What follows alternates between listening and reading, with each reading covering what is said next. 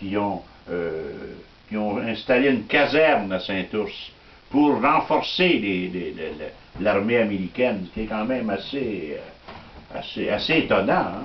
C'est assez particulier. C'est important de parler des Américains, parce que pour Papineau et les gens du Parti patriote, tout l'exemple venait des Américains.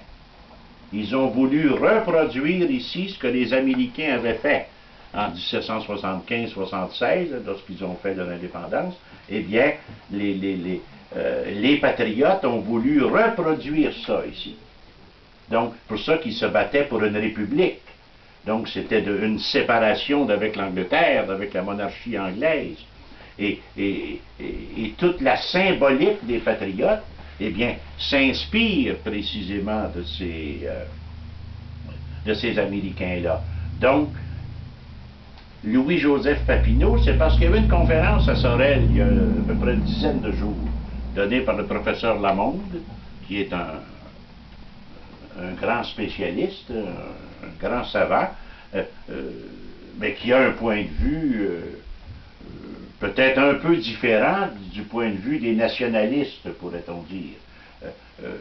Parce que Papineau est un homme controversé, il ne faut pas oublier ça. Alors, pour donner une idée de sa popularité, prenez René Lévesque, aujourd'hui, dans la mémoire des gens, puis multipliez ça par 100. Vous voyez, c'est comme... c'était presque un dieu, Papineau, chez nous.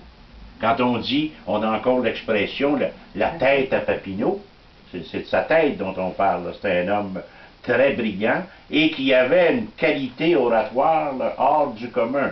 On a comparé un peu Pierre Bourgault, pour ceux qui ont suivi les discours politiques au fil des ans. Là. Pierre Bourgault, c'était un grand orateur. Hein. Donc, on disait qu'en ce sens-là, il ressemblait à Papineau. Disons que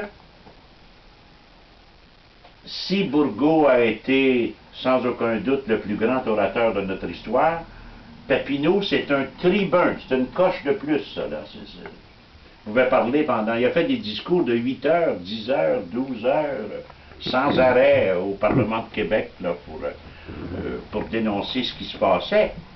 Parce que ce qui était surtout dénoncé, puis j'écoutais Zambito hier à la commission Charbonneau, là, puis je pensais à Papineau sans arrêt. Parce que les patriotes, ce qu'ils dénonçaient, c'était la corruption du gouvernement. Parce qu'à ce moment-là, il y avait le juge Jonathan Sowell, par exemple, ben lui,